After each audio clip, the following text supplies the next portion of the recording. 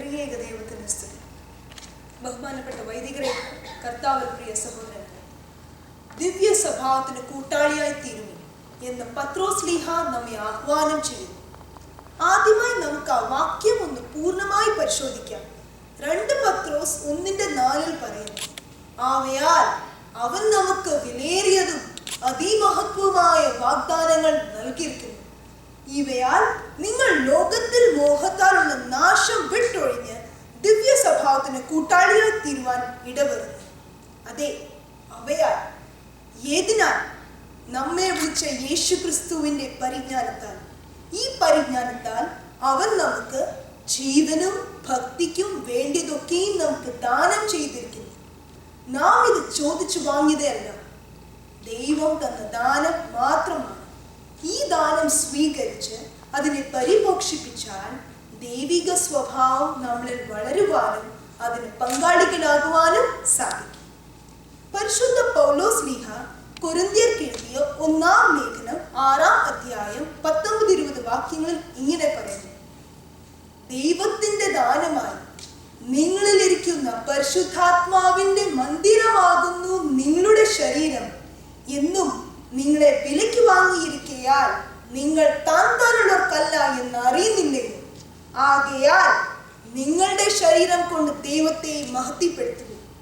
ഇതേ ആശയം തന്നെ എഫെസ്യ ലേഖനം 4-ാം അധ്യായം, കൊലോസ്യ ലേഖനം 3-ാം അധ്യായത്തിലും നമുക്ക് കാണാം. ദൈവത്തിന്റെ പരിജ്ഞാനത്താലും പരിശുദ്ധാത്മാവിന്റെ നടപ്പിനാലും നമുക്ക് നമ്മെ തന്നെ രൂപാന്തരപ്പെടുത്താം. ഇങ്ങനെ രൂപാന്തരപ്പെടുത്തണമെങ്കിൽ നാം എന്ത് വിട്ടൊഴിയണം എന്ന് പത്രോസ്ലീഹ പറയുന്നു. ലോകത്തിൽ മോഹത്താലുള്ള നാശം, ലോകവും അതിന്റെ മോഹങ്ങളും ദുഷ്ടന്റെ അധീനതയിൽ കടക്കുന്നു.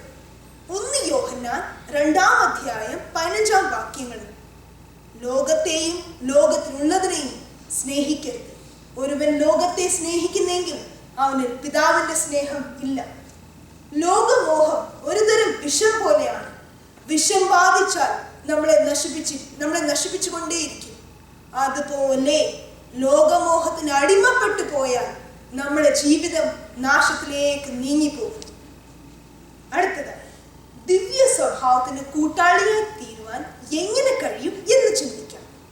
റോമാലേഖനം 8:8 ജഡസ്വഭാവമുള്ളവർക്ക് ദൈവത്തെ പ്രസാദിപ്പാൻ കഴിയുകയില്ല എന്ന് വ്യക്തമായി പറയുന്നു. നമ്മുടെ ജഡിക സ്വഭാവം പാപത്തിന് അടിമപ്പെട്ടിരിക്കുന്നു. വീണ്ടും ജനനത്തിലൂടെ മാത്രം നമുക്ക് ദൈവിക സ്വഭാവം കൈവരുത്താൻ സാധിക്കുകയുള്ളൂ. ദൈവിക സ്വഭാവത്തെ പറ്റി 2 വാക്യത്തിൽ പറഞ്ഞാൽ, 1 അത് നീതിയാണ്, സ്നേഹമാണ്. ദൈവിക സ്വഭാവം 2 ദൈവിക സ്വഭാവം സത്യത്തിന്റെയും വിവേകത്തിന്റെയും ഉറവിടമാണ്. സങ്കീർത്തനം 33:5 പറയുന്നു, അവൻ നീതിയും ന്യായവും ഇഷ്ടപ്പെടുന്നു, യഹോവയുടെ ദയ കൊണ്ട് ഭൂമി നിറഞ്ഞിരിക്കും. ദിവ്യ സ്വഭാവത്തിന് കൂട്ടാളിയാകുവാൻ നമുക്കും സാധിക്കും. ഈ പരിണാമത്തെ ദേവീകരണം എന്ന് പറയുന്നു. ദേവീകരണം ത്രിയേക ദൈവവുമായ കൂട്ടായ്മയാണ്. നമ്മുടെ ഓർത്തഡോക്സ് സഭയ്ക്ക് ഇതൊരു പുതുമയല്ല. മറ്റു സഭകൾക്ക് ദേവീകരണം അസാധ്യമായി കരുതുന്നു. പക്ഷേ പരിശുദ്ധ അഥാനിയോസ് അദ്ദേഹത്തിന്റെ എഴുത്തുകളിൽ ഇങ്ങനെ പറയുന്നു, ദൈവം മനുഷ്യനായതും മനുഷ്യൻ ദൈവത്തെ പോലെ ആകുവാനാണ്. എന്നാൽ ഒരു മനുഷ്യൻ തന്റെ വ്യക്തിത്വം നഷ്ടപ്പെടുത്തി വേറൊന്നാകാൻ സാധിക്കുകയില്ല. ഓർത്തഡോക്സ് വേദശാസ്ത്ര പണ്ഡിതന്മാർ പറയുന്നു, മനുഷ്യൻ ദൈവവുമായി യോജിക്കുന്നത് ദൈവത്തിലുള്ള മാനുഷ്യ സ്വഭാവമായിട്ടാണ്. അതായത് മനുഷ്യ അവതാരം ചെയ്ത ക്രിസ്തുവുമായിട്ടാണ്. ഇത് സാധിക്കുന്ന ദൈവത്തിന്റെ കൃപയാൽ മാത്രം. വിശുദ്ധ മാമോദിസയാൽ നമുക്ക് ലഭിച്ചിരിക്കുന്ന പരിശുദ്ധാത്മാവിന്റെ ആവാസത്തെ പുതുക്കി ദിവ്യ സ്വഭാവത്തിന് കൂട്ടാളിയായി തീരുന്നു. ഈ വരുന്ന പെന്തക്കോസ്തി പെരുന്നാൾ അതിന് മുഖാന്തരമാകട്ടെ എന്ന് പ്രാർത്ഥിച്ചുകൊണ്ട് താങ്ക് യു.